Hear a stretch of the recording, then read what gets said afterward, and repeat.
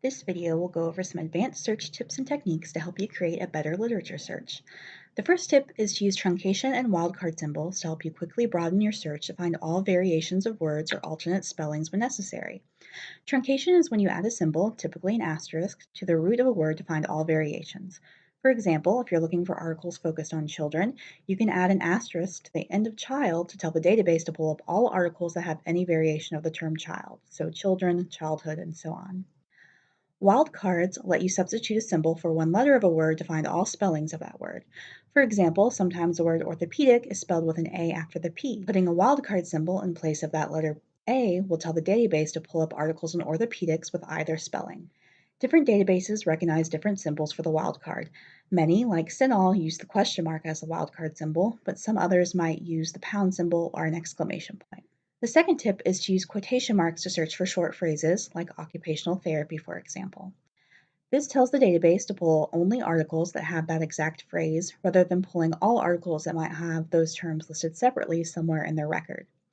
Without quotes, you'll get some results like this one, which have the terms therapy and occupational within the abstract, but the article is not actually about occupational therapy.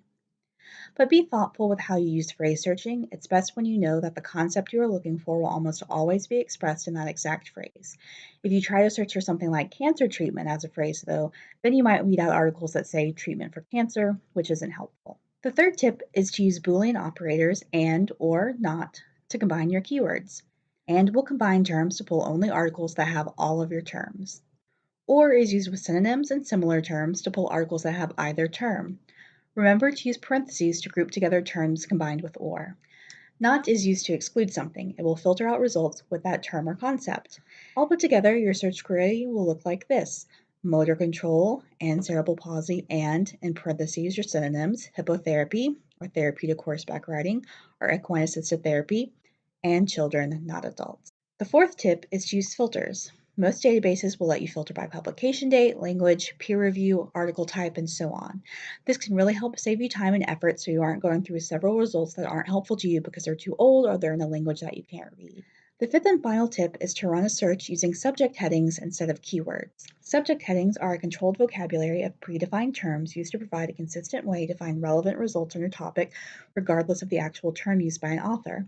Searching by subject headings means you don't have to worry about thinking of alternate spellings or synonyms for your keywords.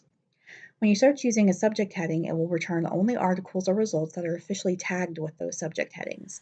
So now we'll walk through how to do a subject heading search. We'll use PubMed as an example, but it works similarly in other databases. Let's say we're wanting to look for articles related to our question on whether hippotherapy can help improve motor control in children with cerebral palsy. As we identified earlier, I've listed here the keyword search string we can use in a database, and I've already looked up some subject headings for our keywords and listed them here as well, but I'll also show you how to search for those within PubMed. So let's go to PubMed. In PubMed, subject headings are referred to mesh terms, and that just stands for medical subject headings. To search for mesh terms, click on this drop-down arrow next to PubMed here and change it to mesh. Now we can enter keywords and see if we can find a corresponding subject heading. So let's go through each of our keywords now, starting with cerebral palsy. You see that it pulls up several terms and each one has a short definition that you can read to ensure you're choosing the right one. You can also click on that term to learn more, so let's click on this first one. So this page again gives us the definition. We can see the subheadings if we want to search using those. We also have an option to restrict to mesh major topic, which means it would only pull up articles where cerebral palsy is a major subject or main topic of that article. I typically suggest not selecting this because it may narrow your search too much. It's best to review your results without that option selected first, and then you can go back and choose to use it later if needed. You also have the option to select to not include mesh terms found below this term in the mesh hierarchy, which if we scroll down, we can see the mesh hierarchy here and see that there are no terms under cerebral palsy, so we don't have to worry about this option. We know this is the term we want. We go to the top right here and hit Add to Search Builder. Once that's done, we can go back to the search bar up top and look for our next term.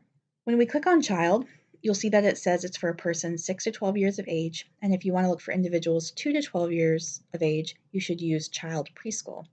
But if we look at the mesh hierarchy here, you'll see that child preschool is listed below the main child heading, so we will still pull up articles on children aged 2 to 5 using this main child term.